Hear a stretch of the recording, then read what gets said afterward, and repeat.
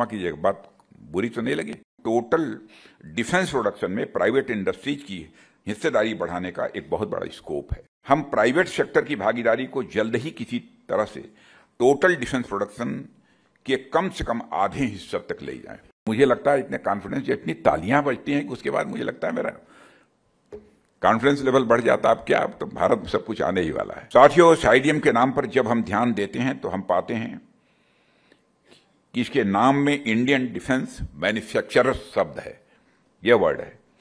अर्थात यह एक ऐसा समूह है जिसमें इंडिया के पब्लिक सेक्टर और प्राइवेट सेक्टर दोनों प्रकार के डिफेंस मैन्युफैक्चरर्स की भूमिका है।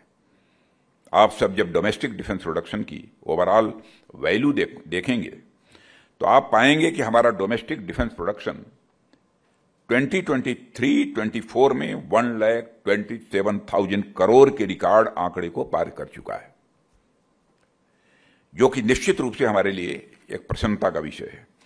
लेकिन जब हम बारीकी से इसके आंकड़े को देखते हैं तो हम पाते हैं कि इनमें से अधिकांश हिस्सा डीपीएसयू द्वारा जनरेट किया जा रहा है।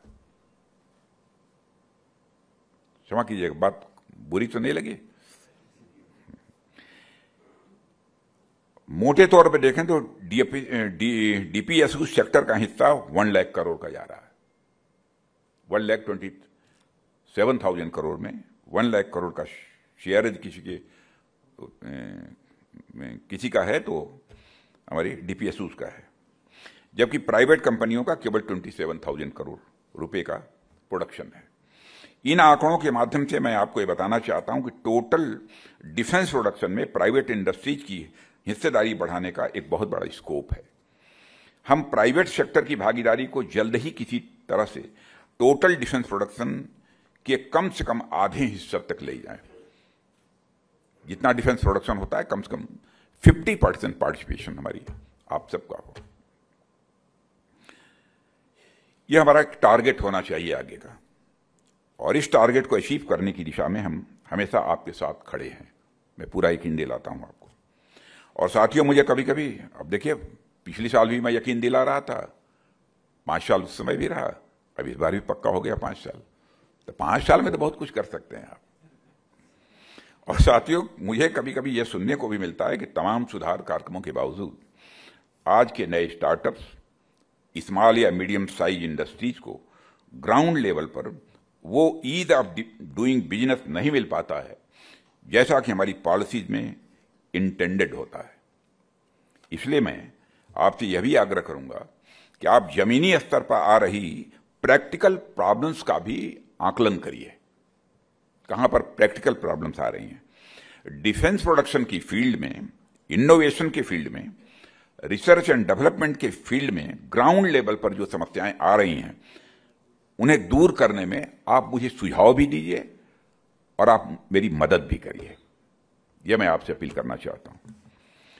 साथियों, एक और खास विषय जो मैं आपके सामने लाना चाहता हूं वह यह कि सरकार बड़ी विदेशी कंपनीज और ओईएम से अलग अलग मंचों पर भारत आकर इन्वेस्ट करने या प्राइवेट इंडस्ट्री के साथ मिलकर ज्वाइंट वेंचर खोलने के लिए प्रयासरत रहती है। मैं खुद भी जब यूएस, इटली, यूके, फ्रांस आदि देशों में जाता हूं तो वहां की कंपनीज के सीईओज के साथ बैठता हूं और उन्हें भारत आने का निमंत्रण भी देता हूं। और सीईओज भी इतने स्मार्ट होते हैं, जब उनके साथ मैं बैठता हूं 30, 40, 30, 40, 55, 60, 70 का नंबर होता है, और मुझे लगता है इतने कॉन्फिडेंस, इतनी तालियां बजती हैं कि उसके बाद मुझे लगता है मेरा कॉन्फिडेंस लेवल बढ़ जाता। अब क्या, अब तो भारत में सब कुछ आने ही वाला है।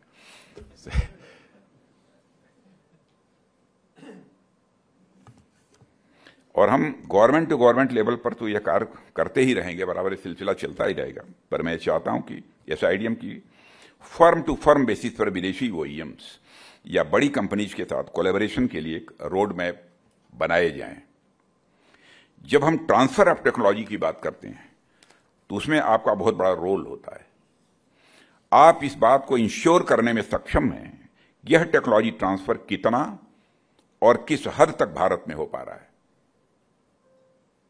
इन टेक्नोलॉजी या प्रोसेसेस को देश में लाने के लिए आपका पोटेंशियल रोल बहुत बड़ा है और मैं चाहता हूं कि आप सब इस पर भी विचार करें क्या हो सकता है। साथियों, इसके अलावा एक आखिरी बात जिसे आपके सामने लाकर मैं अपनी बात को समाप्त करूंगा कि आमतौर पर high technology development private sector में ही देखा जाता है। प्राइवेट सेक्टर में ऐसे अनेक इंसेंटिव और फ्लेक्सिबिलिटीज होती हैं जो अमूमन गवर्नमेंट सेक्टर में कम देखने को मिलती हैं। इसी को ध्यान में रखते हुए हमने कटिंग एज टेक्नोलॉजी के डेवलपमेंट के लिए कई स्कीम्स चलाई हैं। आप सभी आईडेक्स टेक्नोलॉजी डेवलपमेंट फंड, हाल ही में आई हुई अदिति स्कीम और विभिन्न प्रकार के इंसेंटिव स्कीम्स के बारे में जानते हैं जो रक्षा मंत्रालय द्वारा चलाई जा रही हैं।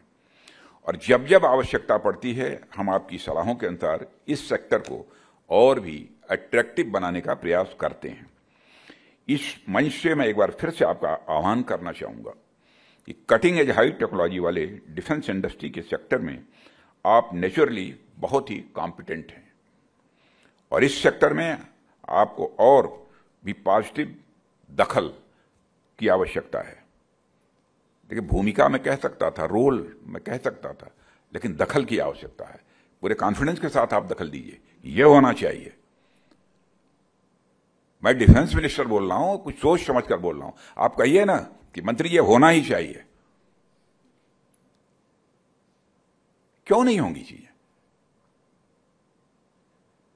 मैं सभी इंडस्ट्री स्टेक होल्डर से आर्टिफिशियल इंटेलिजेंस, साइबर डिफेंस और ऑटोनोमस सिस्टम जैसे एरियाज में इन्वेस्टमेंट को बढ़ाने का आग्रह करता हूं और इस दिशा में हम किस प्रकार से आगे बढ़ सकते हैं इस बारे में भी आप सब विचार करें, चिंतन करें और हमें अपने विचारों से अवगत कराएं ताकि सरकार इस दिशा में आपका सहयोग कर सके।